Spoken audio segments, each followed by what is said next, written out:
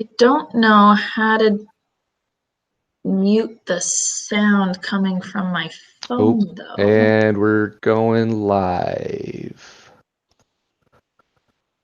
I'll just turn the volume down. We'll see if that works. Okay. Yeah. Hopefully this works. Had to do that myself. All right, guys. Welcome to the second Geek Out session, where we will be geeking out to the Children of Time by Adrian Tchaikovsky.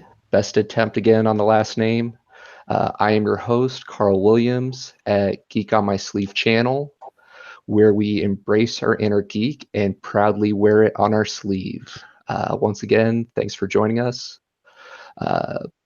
Want to do a shout out to our sponsor for this live stream, Chirrup Foods. They have cricket flour cookies, and I just keep hearing amazing things about these vegan chocolate chip cookies. Their link to their website is in the description below. Please wait until after the live stream to check it out. But yeah, please show them some love. Today, my co-host for this Geek Out session is Dr. Natasha Arora, founder of Eats, Treats, and Parsnips. She will be providing a cooking demonstration for us today, a recipe that if you find yourself in a similar situation to the Gilgamesh cargo, you might want to consider. But yeah. Hey, Natasha, thanks for joining me. Yeah, thanks for inviting me. I'm happy to be here, and the launch party was a ton of fun. Yeah. So I'm glad we get to do part two. Nobody Yeah. wants the party to be over, right? No, and we're going to go a little bit more in depth this time around. So I'm excited. Going to do several warnings, but there will be spoilers throughout this. So if you want to check out the book before watching the discussion, stop here. You've been warned. Please don't send us hate mail for ruining the book for you. But yeah, otherwise, thanks for joining us. But yeah, a big part of this project is focusing on stories. So before we start the discussion of the Children of Time story, I wanted to give you, Natasha, a moment to share your story and the story of Eats, Treats, and Parsnips before we dive into the food demo. Thank you. So I, like a lot of people, love food. You know, it's you got to eat it, but it also tastes really good and it makes you feel good, and you can share it with others and make them feel good. There's just so many things about food, and I went through a phase that I'm still in, but it doesn't feel so bad, where I have a lot of food restrictions, and they're pretty intense. Like, the list of things I can eat is about as long as the list of things I can't eat. So at first it felt really hard and restrictive, and like I couldn't eat the things that I loved, and I really missed a lot of things. And I found a way around it. I used my passion for food and creativity, and I found a way around it. And I don't feel like I'm eating a restricted diet anymore, even though the list of foods that I can and can't eat has barely changed. So what I did is started Eats, Treats, and Parsnips. You might hear us refer to it as ETP for short. And the idea is to help people not feel so restricted if they have a diet for whatever the reason is, whether it's medically necessary, something you're trying out, just how to eat so that you feel well. And so there are over 175 recipes on the website right now, and it's an ever-growing collection. But they are things that don't include a lot of the common ingredients, things that people tend to have allergies or intolerances to, or need to avoid for one reason or another. And so, yeah, the whole idea of Eats, Treats, and Parsnips is just for people to be able to eat and enjoy food without feeling those restrictions. So that's the story behind me and Eats, Treats, and Parsnips.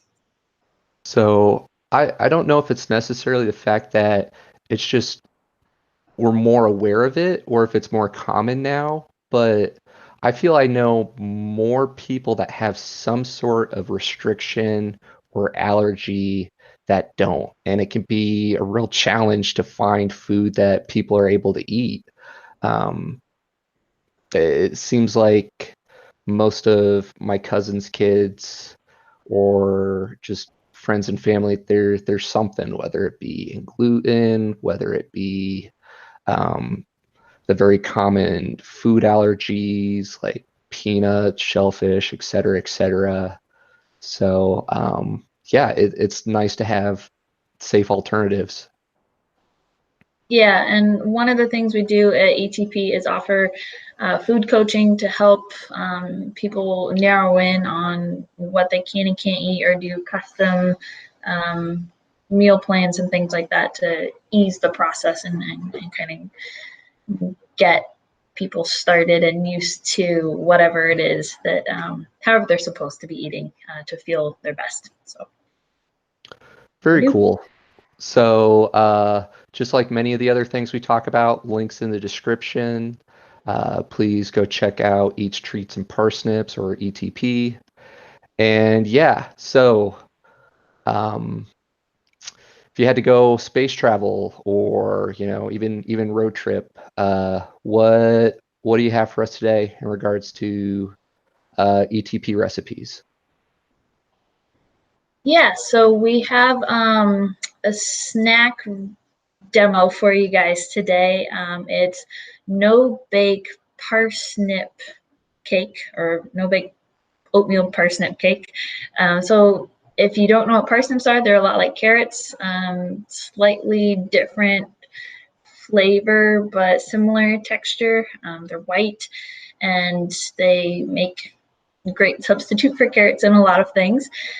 So what we're gonna do, let me get this little space set up, but I've already prepped most of the ingredients. So it's pretty much a mix and let it sit overnight kind of situation, because it is a no bake. So perfect for travel and space travel, whatever you need. So let me get these cameras set up real quick. So no bake means if you had this Hold on. recipe, you're out and about traveling on the road or All something. right, sorry, Instagrammers, we're gonna have to be on YouTube for this one. All right, so what I have here, can you guys see okay on YouTube? Yep, Awesome. looks So good. I've ground some quick cook oats down into a flour. I just used a coffee grinder. You could use a spice grinder. You have something fancier that works too. Then I've measured out here the sugar and spices and salts. We've got brown sugar, white sugar, vanilla powder, and cardamom, ground cardamom. I'm just gonna toss that in with the oats. And then the parsnips, I grated them, and then I prefer them slightly cooked as to raw in this, but you could do raw. You could use carrots and have those raw. So these are just sauteed. I sauteed them yesterday, so you can do this in steps too. Like a lot of the recipes on ETP, there are a lot of ways to break it down to make your meal prep easier. We've got everything mixed or put in this mixing bowl. I'm just going to mix it up, make sure it's evenly mixed with the oats and the spices and the grated parsnips. And then, all right, so we've got it nice and evenly mixed. Just gonna add water, already pre-measured, and stir until everything's nicely moistened. So I'm just stirring. It's very exciting watching ground oats be moistened, not super, but you know. Okay, so it's all well stirred. Looks like you would expect a bowl of oatmeal to look. It's just not cooked. And then I've sprayed a Tupperware container with nonstick spray. And I'm just going to scoop this into the container. And you can see it sticks together really well. So even if you didn't spray your container, it's not the end of the world. The oats stick to the oats pretty well. And just put it in whatever size container you want. The larger the container, the thinner your pieces are going to be. And then you just press it down. I'm pressing with a fork. You could use a spatula, a spoon, a offset spatula, whatever makes your life easy. So I'm just pressing it down so that helps the bars hold together. And then just gonna put the lid on it, stick it in the fridge, let it sit overnight, and there you go. No bake oatmeal parsnip cake.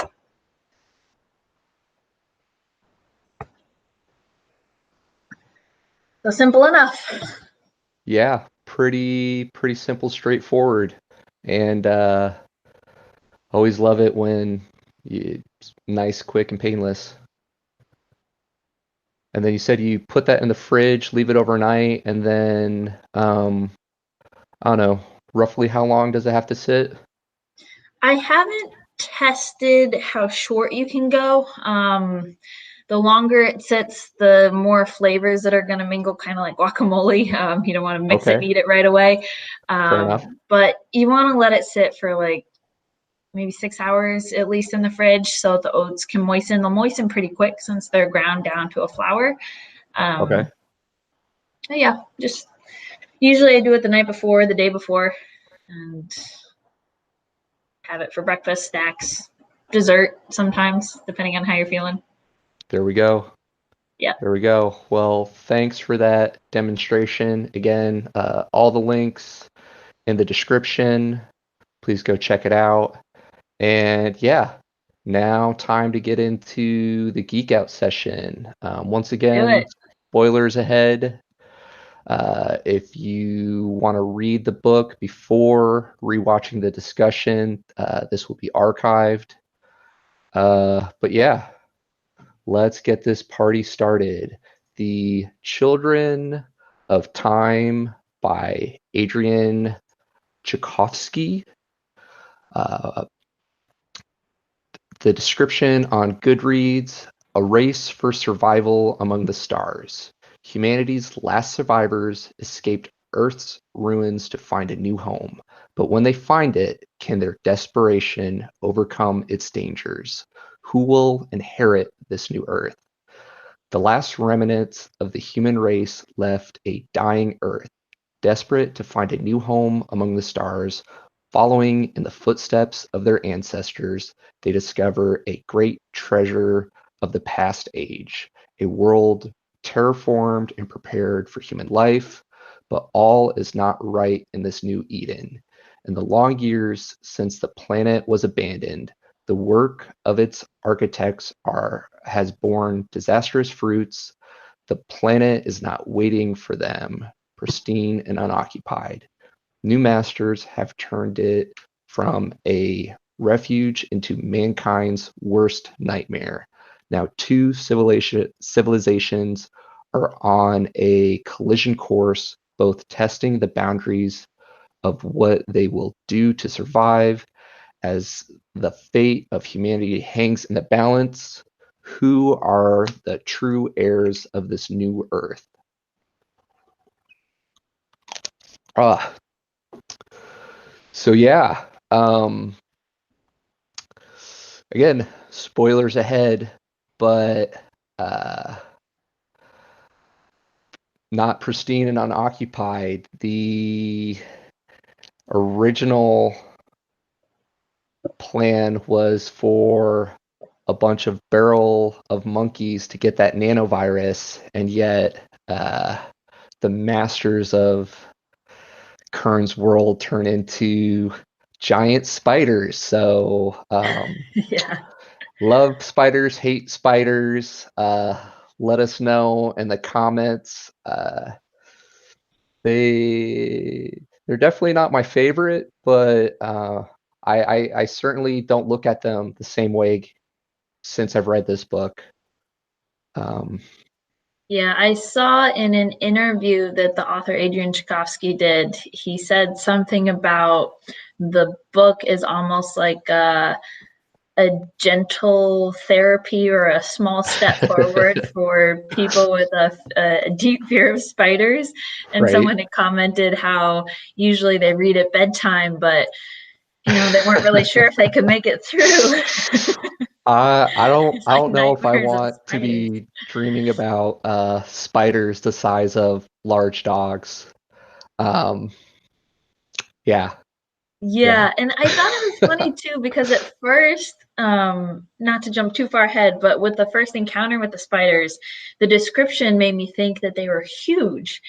But then at the end, the description was more clear and they weren't that big. I mean, they're big, I think, compared to the spiders that we have here on Earth now, Right, but relative to what I had in mind, I was like, oh, it's not that bad. But maybe it's just the shock right. of the size. I mean, when you're used to spiders or even like tarantulas sit in your hand, right? The palm of your hand. That's Yes. big to me, and they're certainly a bit bigger than that. Yeah. Um, but yeah, and then part of the nanovirus is to increase their size from generation to generation. Mhm. So, I think uh, the book said something about the size help. It started with the increased need for brain capacity mhm, and changing the exoskeleton to be able to house the larger brain mass, which I thought was kind of funny. And of course, then the rest of the body needs to grow too. right, yeah, grow, develop, to meet the new demands of the nanovirus, Yep. um, and the world around them.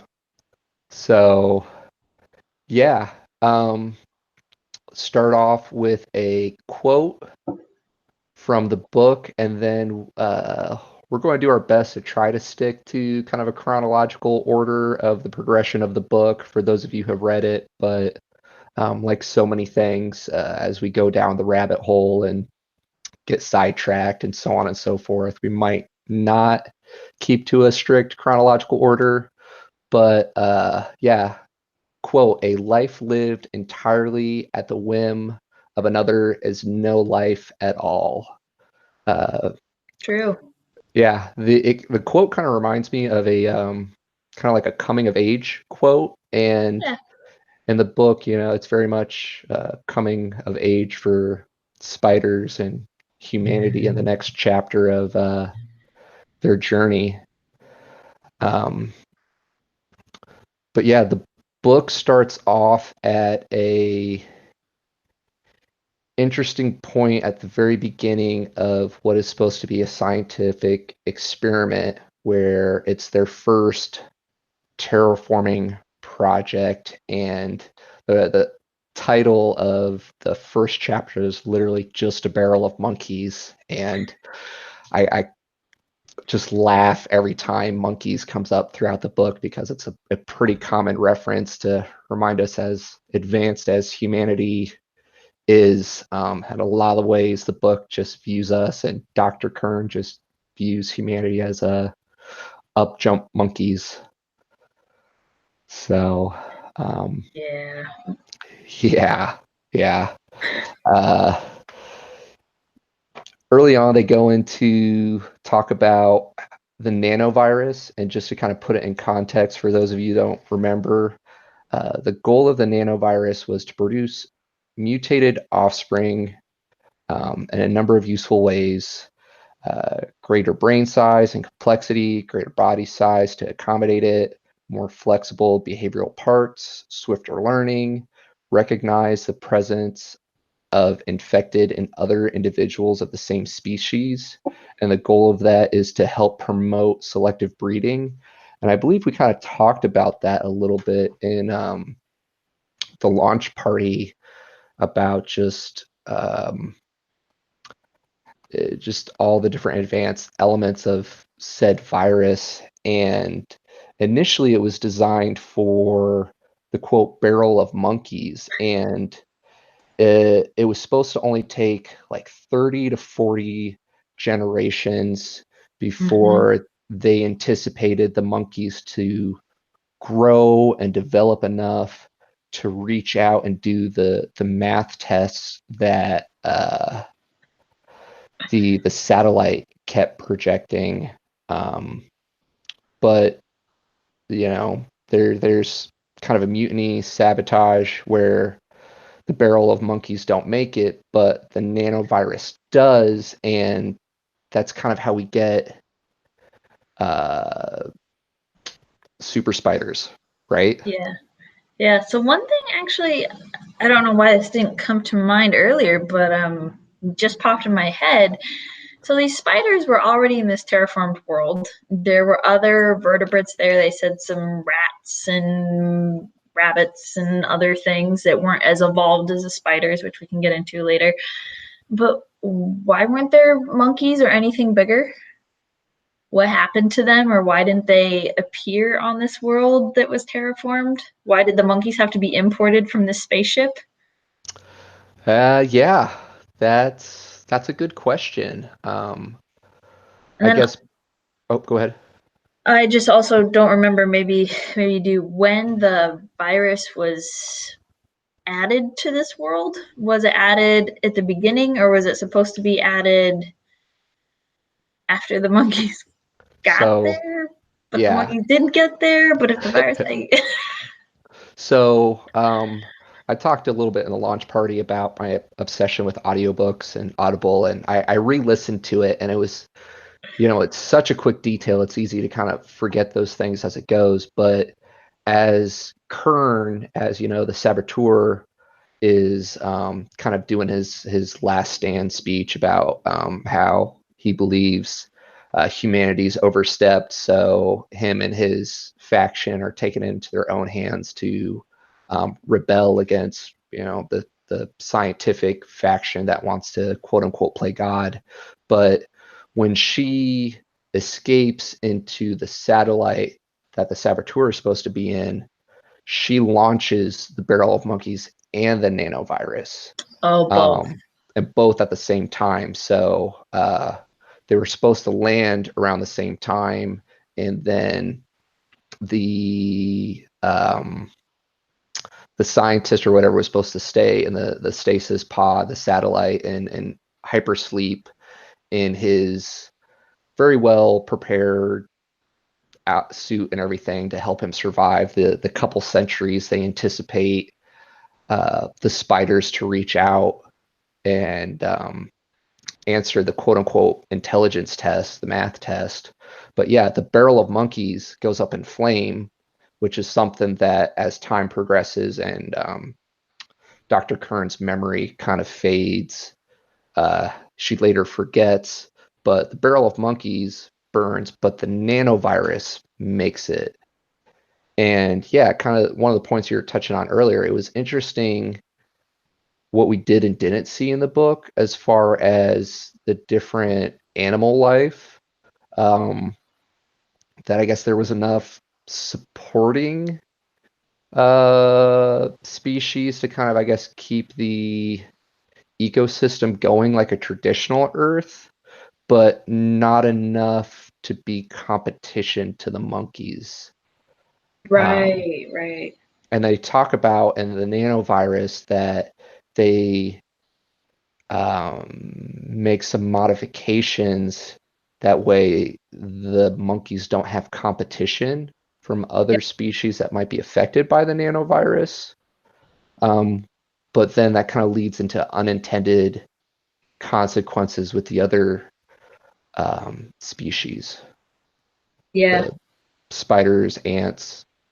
I don't know.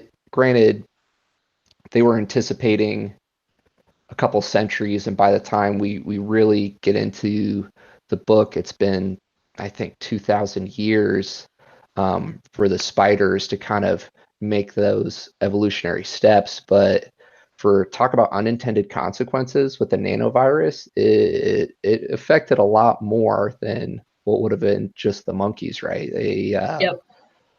talk about how the virus is supposed to allow you to recognize it in other individuals, and that even leaps across species, right? Hmm. Um, and so they show that in the ants, in other spiders.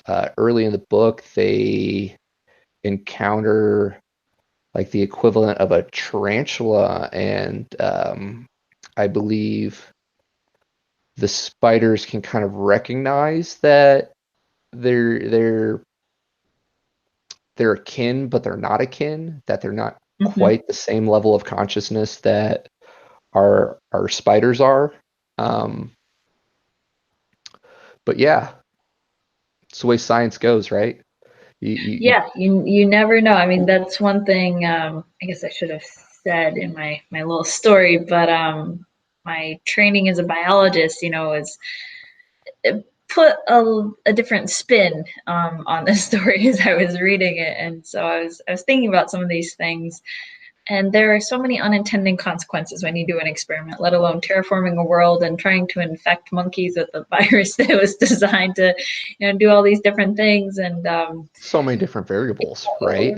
yeah, one of the things they say in the book is that they put in these safeguards, like you said, to protect from competition, so that the monkeys would be able to rule over this world.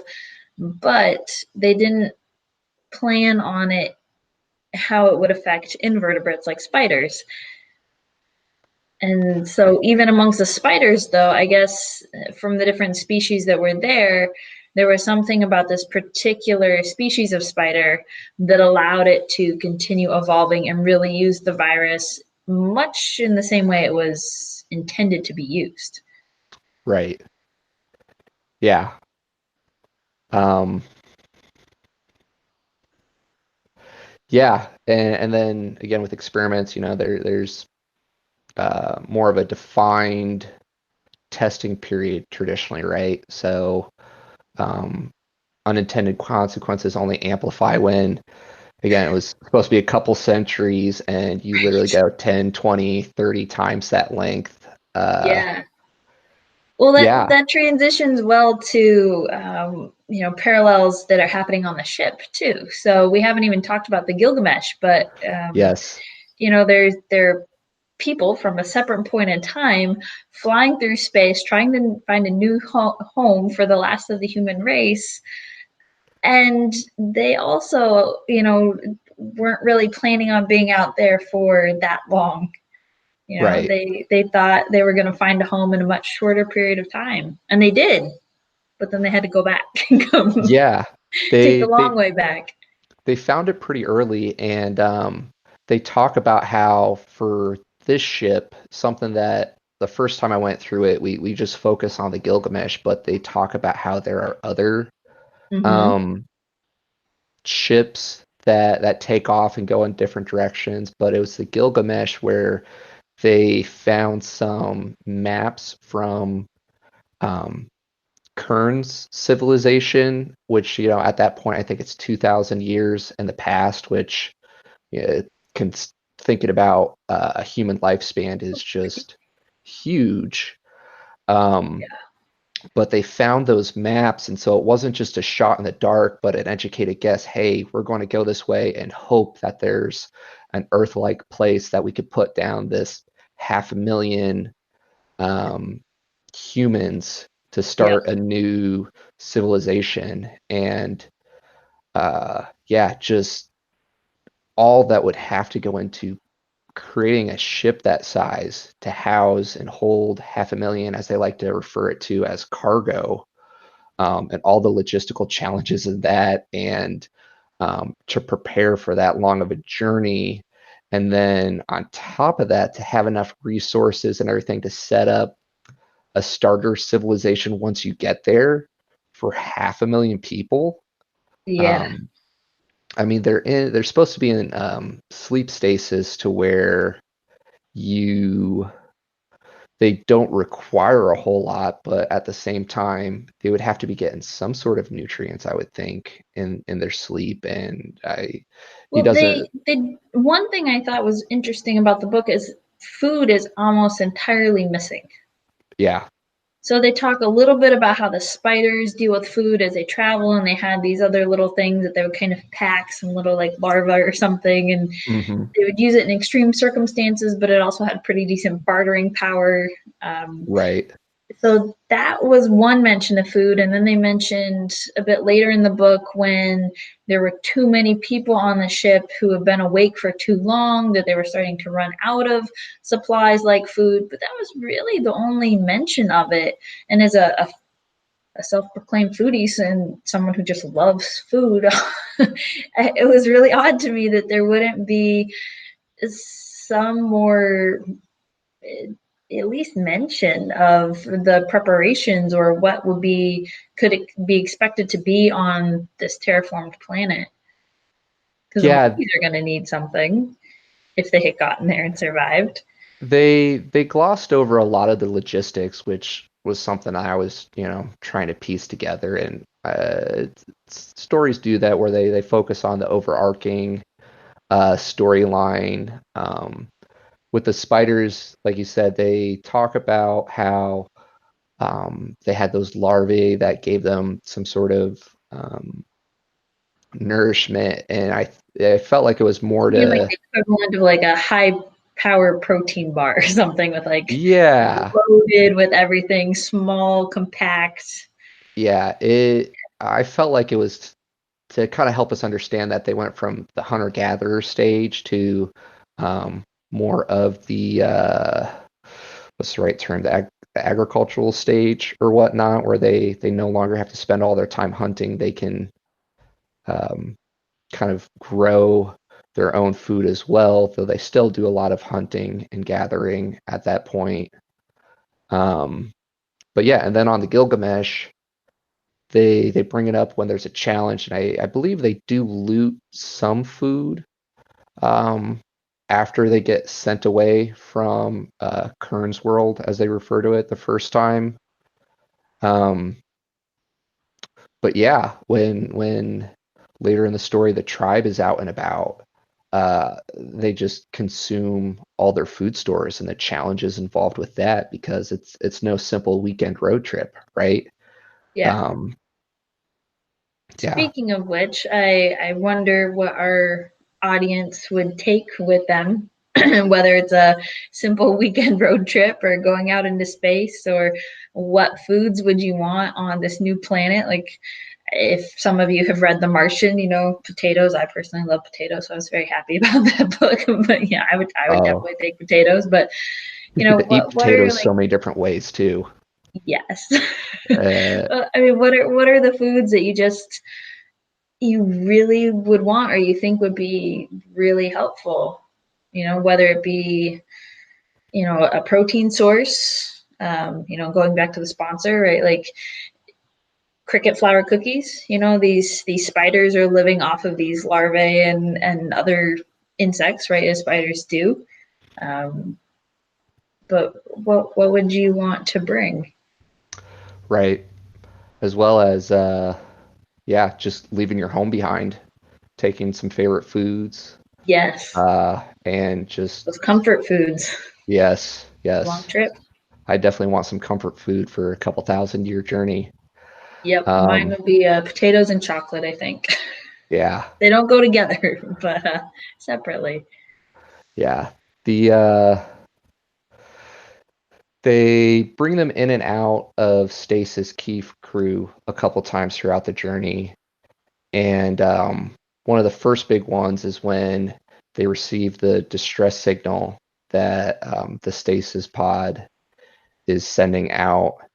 And we touched a little bit about it on the launch party. One of the interesting things about this book is it really forces you to shift perspective between spiders, humans, and then human slash AI.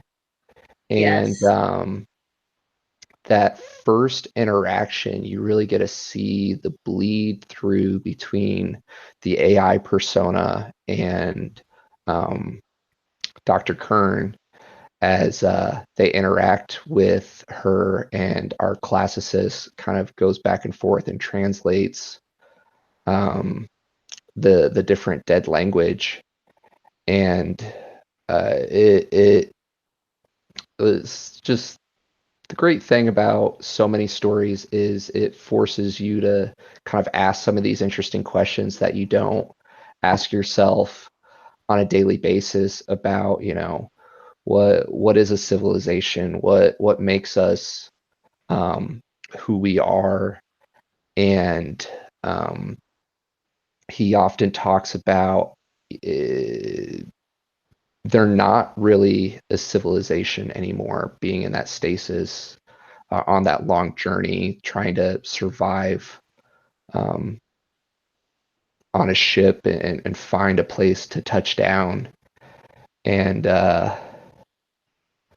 yeah, it's really interesting going through those different perspectives. I like how they broke up the book, um, going from chapter to chapter, and you get to kind of see how the spiders progress and develop. Um, but yeah, what were some of Yeah, your? Oh, go ahead. there was something you said there I wanted to comment on. Just escaped me. What was it? Oh, and one of the things I really enjoyed about the book is how pointedly some commentary was made about issues that the human race has been through, some kind of themes that repeat over and over again throughout history. And there was this nice build up every time, and then a very pointed sentence. And it just made me pause and think, Yes. wow, okay, like this is true. And I can remember times, where it's happened in my lifetime or my parents' lifetime, and things that I learned about in school that, it happened over and over and over again in the past. And it just made me wonder, the humans are on that ship escaping a destroyed Earth, trying to find a new home. And yet Right. they're still running into some of the same stuff. Yeah. They're running from a problem that they're taking with them, essentially. It's, Right. A problem that they created. They had yeah, to abandon Earth. And yeah, like you were saying, how often it repeats on such a smaller scale. And then this story, it just takes place over such a vast time frame that it's easy to forget. But yeah, the classicist, it's fun following his perspective because, yeah, he's a historian in a way. So he's much more self-aware of those patterns in humanity. And I know we said we're going to try to keep it chronological, but there were several points where he hit that throughout the book, and then especially towards the end when you had the confrontation with the spiders, right? Where he kind of asks himself, can I break the cycle? Am I going to choose to be destructive in this last moment where he just gets so frustrated with all the conflict and um, all the infighting on the Gilgamesh throughout their long journey where they don't have contact with the other arc ships, I think is the term they yeah, use. I think so. They hope that they survive, and at one point they attempt to set up a colony on this very hostile moon that turns out to be unsuccessful. And Yeah, for all they know, they're the last bit of humanity. And to granted, in the moment when you know fight or flight humanity, like there's going to be conflict and tension, but on an intellectual level, if they're the last remnants of humanity, you think they'd be working together and trying to learn from their past mistakes to start fresh. Yet, like so many times in history, that's not how it plays out, right? yeah. Well, two times in the book there was some extreme conflict. One was when there was an internal struggle on the ship for leadership. Hmm. And that was interesting because it was humans against humans, and they're all contained on this ship, and they have to protect the ship because regardless of who wins, they don't want to destroy the one thing that's keeping them all alive and floating through space. So Right. somehow they have to fight in a space without destroying it, which I don't think humans have successfully done in most places. Um, and then later on in the story, the humans are fighting the spiders, but they're more united and able to put aside some of those issues that they had previously. And granted, they were more unified under their leadership, but they were much more unified in their plan. And even when it came down to trying to decide how to handle the spiders, most people quickly agreed with the plan of action to attack. Yeah, yeah, they reference the prisoner's dilemma in Yeah, that, um, which I want to come back to, but before I lose my train of thought, something that I found was very interesting about the leadership and how they chose their quote unquote leader. It wasn't because of his leadership skills, it was because of his long-term planning skills, which, kind of created a lot of conflict because he definitely wasn't the most personable individual.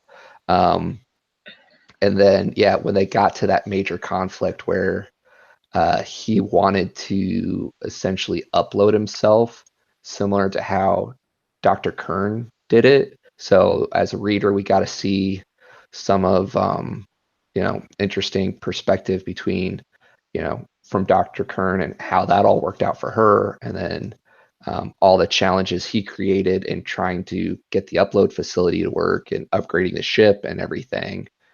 Um, but yeah, and then it was between him and the chief engineer, and you had a lot of the key crew, and just yeah, it was just really interesting dynamics how that all played out. And then when the chief scientist, not scientist, chief engineer kind of took over, um, how changes to the tribe and how they focused. She really focused on. She took a whole different direction, right? Where at the original commander was just long-term planning, but completely just goal-oriented. People are expendable. The tribe, whatever, they're expendable. We just got to get it done. We just got to get to the planet. We just got to get there. Where the chief engineer was much more okay. Like, let's think about what we need to do to be successful on the planet or yeah. to be successful on the ship and build up the education. Um, Focus on putting these restrictions on how we live here in order to make it there. Because to think of any technology or ship lasting thousands of years just is hard for me to wrap my head around. But again, it's sci-fi. What's Um, hard for me too is someone who's designed plenty of experiments. I can't even wrap my head around how you would design something without being able to test. Like you can't do yes, a pilot test. You can extrapolate your data, but there are a lot of unknowns over that many years. right. Yeah, yeah. I wonder what they had to do to be like, oh yeah, sure. Let's just put 500,000 people on this ship and hope that there's enough redundancies and fail safes and so on and so forth Maybe. to get there. Um, Well, before we go on, I want to see if any of the people watching would sign up for this. Like, pretend the world wasn't ending and this wasn't the escape ship, it was a voluntary trip. Would right. you want to be on this ship and go through space and colonize a new planet? Is that something that you would want to do? For me personally, I don't like change, so I would just stay where I am unless there's a pretty convincing reason to hop aboard a spaceship. Yeah, I'd be on the fence about it. I think a big factor would be family and whatnot, and if they were going, but I don't know. I'd probably have to be in the moment where do I want to go try to take a chance and find something new or better, or just bunker down in post-apocalypse Earth and survive. Uh, Yeah. I'm trying to think if they really go into too much detail besides the fact that as the after the ice age, as the ice starts to melt, then all these other chemicals and poisonous stuff for the earth just starts to get released, where originally they're like, oh, once the ice retreats, everything will be fine again. Well, it just started releasing all this other lovely stuff into the Yeah. environment where they're like, oh no, we're going to launch several arc ships, 500,000 each, to go find option B. But yeah, Well, one thing, and I comment know in we're gonna chat. go, Just, sorry, go ahead. I know we're going chronologically, but one thing we didn't really talk about is how these people got on the ship, and they didn't really describe it much in the book. But when they tried to send some people down to colonize the moon that they had found, Hmm. um, it seemed like a lot of the people on board the ship had no idea what was happening, or like they were Right. missing a lot of the context. So I was just, it made me think, how did they get these people in the suspension sleep? Like, how did they get on the ship in the first place? Yeah, they talk about how the key crew was very selective, Yeah. where everybody kind of had a role. There was maybe a roster, if you will, where they wanted a classicist, they wanted an engineer, they wanted, a science team, all that stuff makes sense. But yeah, they don't really go into talking about how the rest of the cargo was selected, um, whether it be lottery or yeah, or even the fact that there was diversity in the key crew. But if you think about survival for humanity, did they look into diversity in the cargo as like, okay, like you need to make it there, but what after? You know, Yeah. how Like picking many? your team. Yeah, yeah. And then Yeah. once you get there, okay, they didn't really need to have everything set up on the ship, but as the story progresses, I found myself asking, okay, once they get there, they talk about food challenges. Are they just anticipating that they're going to be able to survive off the land for 500,000 people? Granted, they lose, I think like one of the first updates is they lose like 4 to 5% of cargo, quote unquote, after the first 2,000 years. And there's other challenges when I think the tribe wakes up the classicists later because the sleep chambers that they're in are starting to fail.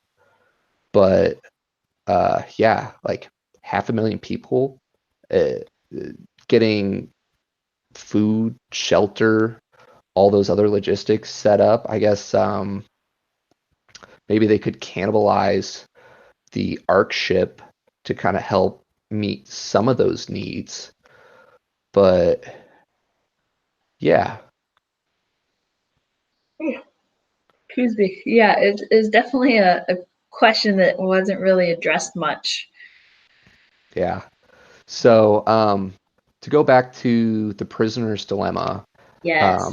I felt it really kind of played into the different perspectives, and I think it was the chief scientist that brought it up, and she talked about, I don't have reference in front of me, but basically the prisoner's dilemma is if you both choose to play nice, then you win. But if one of you chooses not to play nice, and sabotage the other one, and the other one does choose to play nice, the guy who plays nice ends up, I think, in the original one gets like a longer sentence or something like that. Collaborate with your jailers, it benefits you, and you kind of throw your buddy under the bus, sort of a deal. Um, but as they were approaching the planet for the second time, and again, prisoner's dilemma, they chose to take out the satellite instead of giving it a chance to take them out. Um, but with the spiders, they think like humans in that situation, right? And they're like, Or at we're least we thought they did. yeah, right. Set up a just burn them out. burn them out. That was what the security guy kept saying. We're just going to set up a base camp, going to burn them out. You know, this is our home now. Anybody else who's living there, sorry about your luck. We're going to just burn it out. And His character reminded me a lot of the pioneers that moved west across America. You know, just we're just gonna go. We're just gonna make yep, the space. We're just gonna do what we got to do, and we're gonna keep going. yep, yep, Very much the same attitude. yep. Anything in our way, sorry about you. Um, but yeah, it leading up until that point, it was interesting to see how the spiders chose to react to their environment. Um, Early on, as the spiders are setting up their civilization and going from the hunter-gatherer stage to building these large civilizations, like Seven Trees and Great Nest, and I'm drawing a blank for some of the other great civilizations. As they start building that up, they run into their first super state where they had these ants that got affected by the nanovirus and how they were pushing out and conquering more and more territory. And everything the spiders built up to this point, their great big civilization, their Rome or whatnot, if you will, if you want to draw similarities. Um, the ants just push out more territory, and the spiders are forced to find a way to combat them. And when they have the opportunity to just completely eliminate them, instead, they choose to incorporate them into their worldview, which I don't know, it feel good, right? Instead of Yeah. just Well, it turned um, out to be extremely helpful too later on when they tried to download Kern, essentially. They yes, wouldn't have been able to do that if they had chosen to kill all of the ants. yeah, it was definitely one of those lessons or takeaway from me from the book is, if they would have just chose to eliminate the ants at that point, right? Like, oh, this is a threat, we need to get rid of it. Think of the future, like we don't want that super state to rise up again, or what happens if they learn to adapt to the chemicals or whatnot, the pheromones that they use to kind of influence and control them. Let's just get Yeah. rid of it, get rid of the threat. If they did that, a lot of their technological advances wouldn't have been possible. They found ways to um, kind of program the ant colonies, if you will, to help them work with metal, to help them, develop these tools to help advance their society and even get to space Yeah. They basically eventually. became like the backbone of their infrastructure and their manufacturing. Yeah, and everything. Um, and yeah, and then you talked a little bit about Kern and just that whole concept when Fabian pretty much gets this ant colony to download her and to where she still survives, and it's really interesting to look at how um, Kern, the AI, not Alexa, that's Amazon. uh, Eliza. Eliza, thank you. Um, just interesting to see how her perspective has kind of evolved to she's part ant, part spider, part human at that point. She finds Part ways, AI. part AI, right? How she um, projects the way that spiders communicate with each other, because Hmm. the spiders, they don't communicate by sound, right? Not phonetically. It's much more about how the movement with their front legs and the vibrations through the web. Yep. She is able to project some of that for Fabian to communicate with, and It's I don't know, just interesting. Yeah, taking a leap back in the book a little bit back to how spiders communicate, I thought it was really interesting. There's one point where the spiders were essentially having this like tribal meeting of sorts where they're trying to decide how to communicate with the messenger who turns out to be Kern. Right. And they had woven this intricate web, and I'm imagining from the description that you have the key people in the middle and you have other people on the outsides, and messages were just being sent all the way around, but they were able to understand and receive those messages from all the different members simply because they're all standing on the same web. Yeah. Yeah. It's just an interesting picture to kind of imagine. Yeah, it really is. And yeah, one of the many things that make you look at spiders a little bit differently in your everyday life now. Um, Yeah. Well, that reminds me of another thing from the interview that Adrian Tchaikovsky did. He said somebody asked him why spiders in this book, and he said that spiders had naturally found ways to solve problems in different ways than humans would have done it based on their capabilities. And to him, it was just begging for a story of the spiders further evolving because they already have a clever way of finding solutions. yeah, yeah, yeah. Nature in general, those that don't adapt, um, don't survive. And Which we see in the book many, many yeah, times. it's definitely a survival story between humanity and our spider friends. So, Well, um, to comment too, we haven't really touched on this theme in the book, but Fabian and the male spiders also evolved over time. And if yeah, that was it, part of their evolution related to their survival, if he hadn't stood up for what he needed and wanted and what he thought should be his place in society, he mhm. wouldn't have survived. And there were many times he was close to not surviving. Yeah, yeah. It was interesting following how the spiders society progressed over time, right? As they became more intelligent and more self-aware. And there were several points in their history, just like you could draw similarities to human history, um, between, what is natural, what is it's always been that way, and when there are those big moments of conflict where um, tradition has to deal with necessity. One of the first points is, human or the males were seen as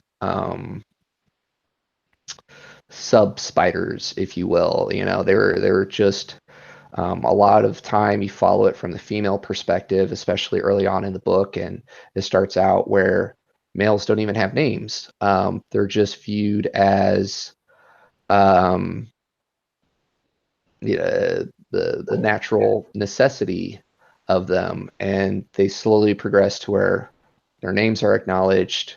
To the first major conflict with the ants, the superstate colony, as they're about to destroy their home, and a lot of the females and the um, upper class flee. Well, now the males kind of fill more of those roles, and just the progression um, with them, and it's interesting. So, you still there, Natasha? Looks like Yes, yeah, just having a little technical difficulty on the Instagram side. fair enough. Yeah. Um, but yeah, sorry, lost train of thought there. It was interesting seeing their society develop, how they chose to overcome their changes or their challenges, and yeah, thank goodness for the humans towards the end of the book, right? That when given the option, the prisoner's dilemma, if you will, they go with option C. And Hey guys, we got disconnected on Instagram, but if you uh, but yeah, it's uh, sorry, bear with us here, guys. Couple technical difficulties. think Uh, things are solved over on this end. Sorry about that. awesome. But yeah, any other thoughts earlier in the book? I really want to pick apart the ending. I think we should jump into the ending. It's Okay, a good one. it's a good one. Yeah. Um, so leading up into this point, all the challenges they faced, going looking at other planets. They found one that Kern redirected them to, the gray planet, if you will, which Hmm? I thought was kind of interesting. It was basically this one large fungal organism that Yeah, survived on the planet, soaking up all the nutrients and yeah. whatnot. That obviously wasn't going to work. So then uh, Well, to I go mean, if they take the slash and burn method, maybe, but they don't know what's left after they do that. right, right, and I think they were talking about how the fungal spores were even in the air, and the Yeah, drones couldn't survive. So probably not the greatest to breathe. probably But not. yeah, can't do that. Looted some tech. Go back to um, Kern's world, if you will, and yeah, they do a good job teasing leading up to the final climax where you see Kern's displeasure that they don't take her advice. Um, and Yeah. they send out their warriors to where I think it was the security officer. He's like, "What? They're throwing rocks at us." And Yeah, it was um, it was comical, but it, yet somehow climactic at the same time. yeah, with the spiders getting on board and working their way through the ship Yeah. and everything. I have to jump in and say though, their spacesuits and how they originally got into space, that whole part, I was just I don't know, I couldn't get on board. It seemed like a total fantasy to me. Oh, where they have like the balloon or whatever and go up to get their own Yeah, satellites in space. yeah, and then somehow spiders are now just in space and they've gotten there like without much of an apparatus to help them get up there. Somehow there's just like a giant pole they climb or something. I Yeah, don't know. It's far fetched for me. And then their yeah, suits are some like fancy, tough, space safe silk that doesn't isn't super bulky and allows their joints to move around. yeah. I Uh, don't, spiders in space. Um, yeah. completely off topic, but if you like spiders in space, check out the Lost Fleet series. They come across yeah, don't want to spoil anything there, but another good one, alien spiders. Hmm. Good to As know. if as if small scale human spider or earth spiders aren't enough. Um, but yeah, the way the spiders choose to approach the humans coming back, going through and editing the nanovirus and injecting humans with them, really capitalizing on the ability to recognize they're like us. Um, Yeah, I it's was so surprised at the end when the lead security guy, I thought he was out and then he was back. It's mhm. like, they're us. I was like, what? And I had to keep reading a couple more pages before like, oh, and now I understand what's happened. Yeah, yeah. It.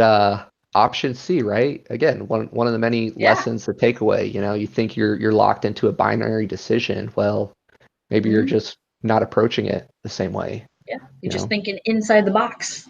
Yep. Need to think more like a spider. Yep. Yeah. Creative problem solving. But yeah, it was nice, and we referenced it earlier about the classicist.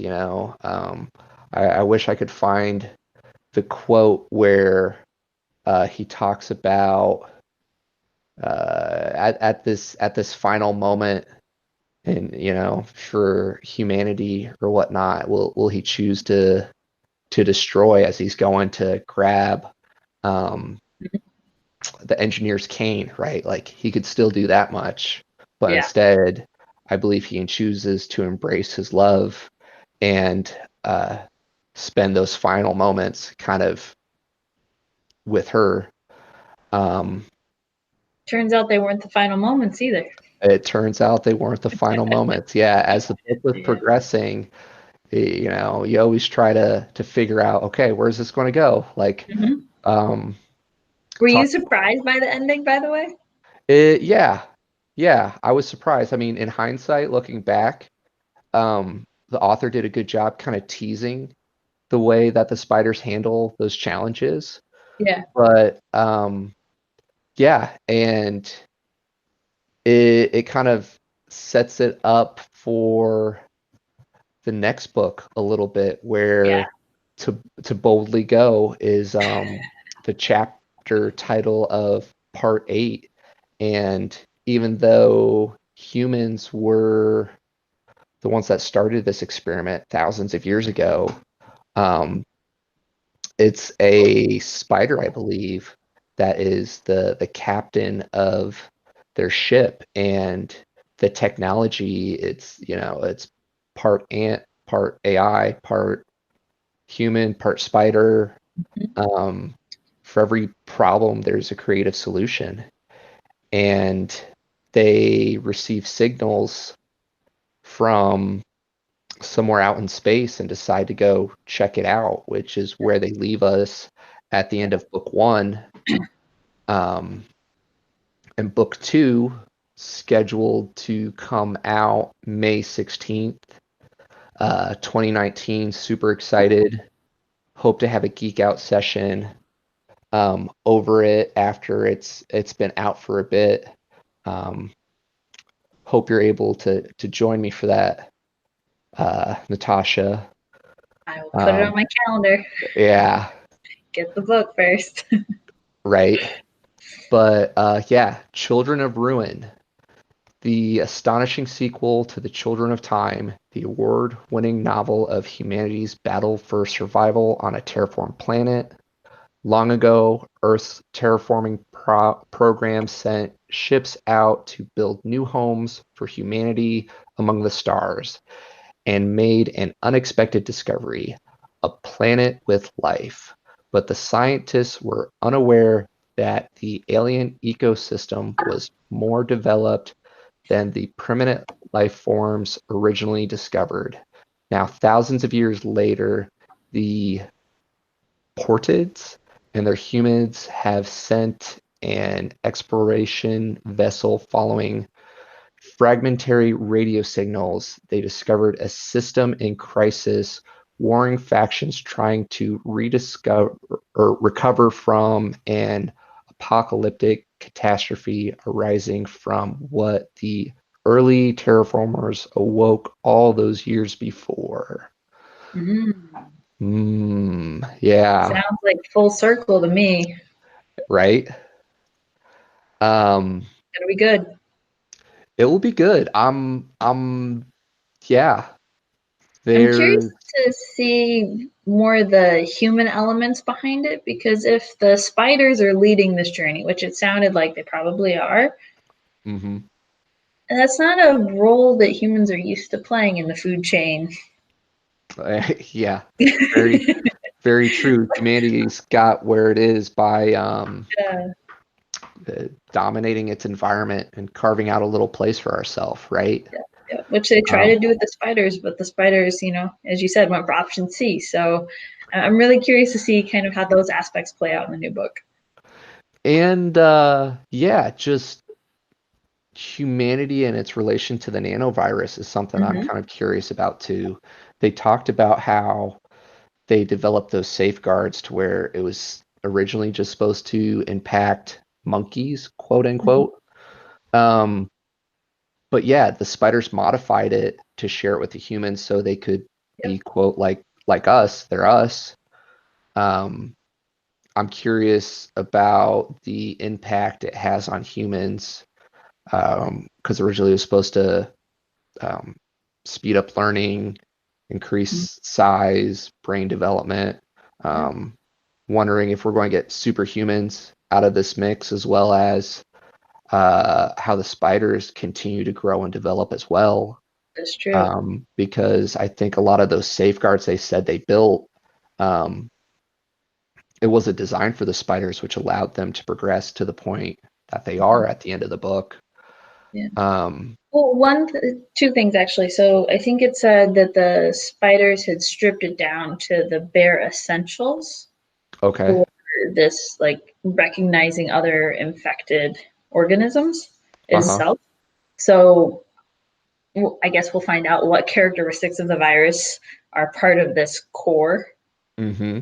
and which are the parts that the spiders chose to leave out or were forced to leave out when they were making the nanovirus to infect the humans. But the other thing that I remember, and correct me if I'm wrong, is that when they designed the nanovirus to infect the monkeys, they wanted to make sure that the monkeys weren't going to become too evolved and that they would still listen to the human or humans that were kind of overseeing this project. Right. And so I wonder if like what those safeguards were and if it carried over in the version that the spiders made and infected the humans with and how that ends up in humans because the virus wasn't designed to infect humans. It wasn't intended to affect humans. Yeah. No, yeah, that's how I remember it from the book. But yeah, just thousands of years of evolution, spider tinkering, Yeah. and um, yeah, it'll be interesting to see if Adrian pulls that in as well as answers some of the other promises made in book Yes. one. Yeah. But with the Children of Ruin, they discover a system in crisis, warring factions trying to recover from an apocalyptic catastrophe.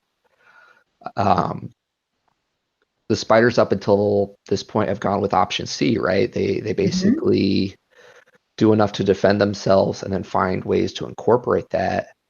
It'll be interesting to see how they handle that situation, especially with humans being part of the deciding factor, if you will, Yeah. because book one spends all the time analyzing how humans have decided to handle such challenges in their life, Yeah. um, and the spiders handle it differently. So again, there's that additional conflict.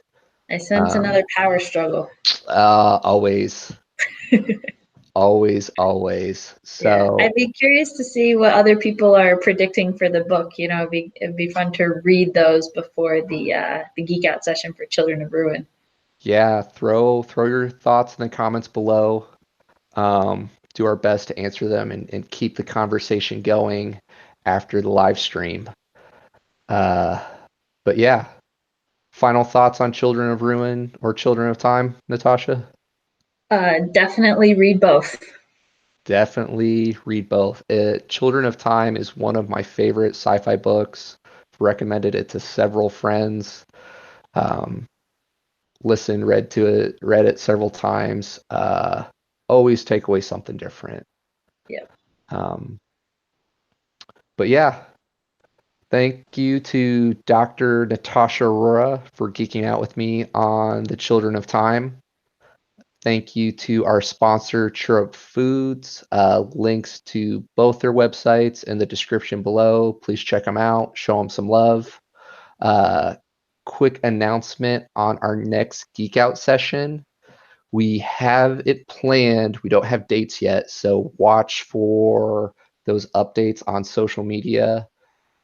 The next book is going to be a little bit different. Ascend Online. If you're a fan of the anime Sword Art Online or virtual realities, definitely a book worth checking out.